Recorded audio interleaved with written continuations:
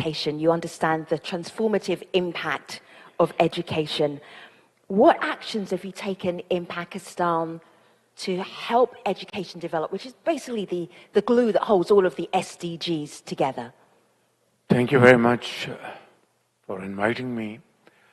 Well, you're right that I have great passion to promote education in Pakistan and the province I was serving for 10 years, Punjab. Over there, most definitely I had transformed education. But as I speak, we still have 25 million children out of school. Even though during the years in Punjab, I had introduced multiple initiatives to promote education and empower those segments of society which could not afford education for the children.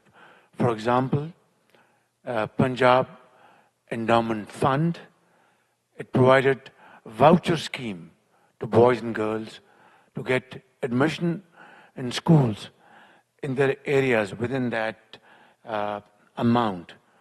Punjab Education Endowment Fund, it benefited hundreds and thousands of students who were high achievers but came from very poor background. This endowment fund is probably the largest in South Asia. It provided them with stipends to get education wherever they wanted to, and also abroad. Number three, I built Danish schools, not Danish. Danish is in English intellect. And this was for poor children, orphans, who were very talented, but had no means to have access to education. They would have otherwise lost in the dust of their villages. I built them beautiful schools with dormitories, with smart boards, with quality teachers, books, bags, everything. And today, they're engineers, doctors, and so on and so forth. Then vocational training, skill training, with the British DFID and Punjab's partnership, we started skilled, and this was not about brick and mortar, no. It was about investing in the students, in the future, paying to the companies, for example, hoteliering company. We would pay them per student, and they would provide them the training. We didn't build buildings or brought machines, no corruption, no nothing. So this was, I think, a game changer.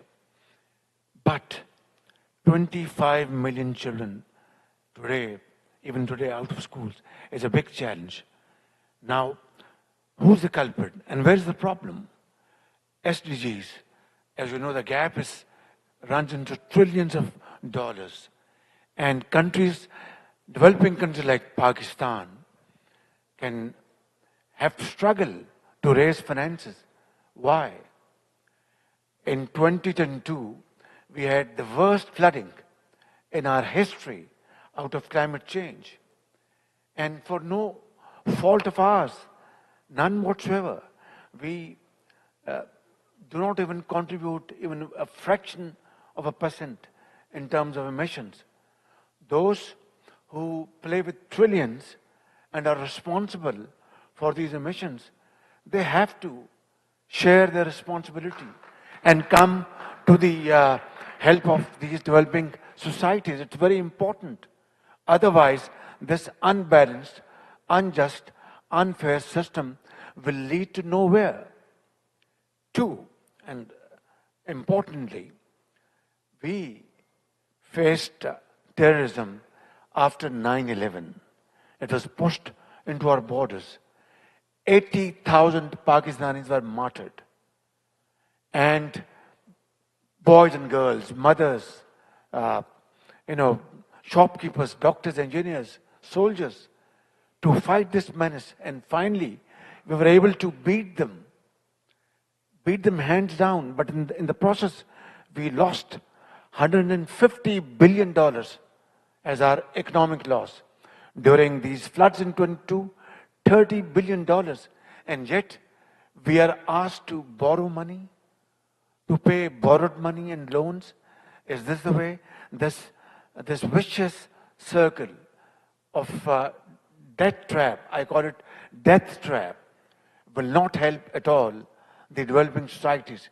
So we have to strike a fair deal. Thank you very much.